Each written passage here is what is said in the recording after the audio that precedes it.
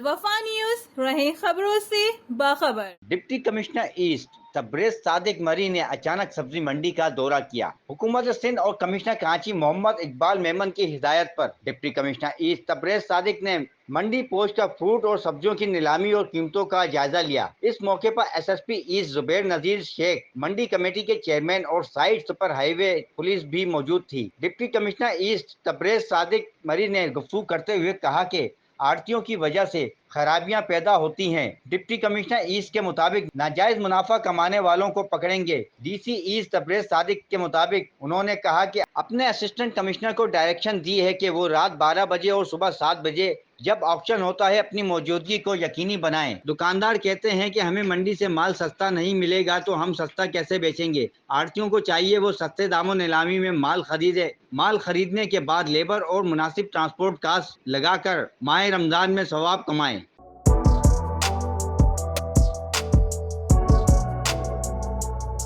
اس پر like اور subscribe تو بنتا ہے۔ Thank you.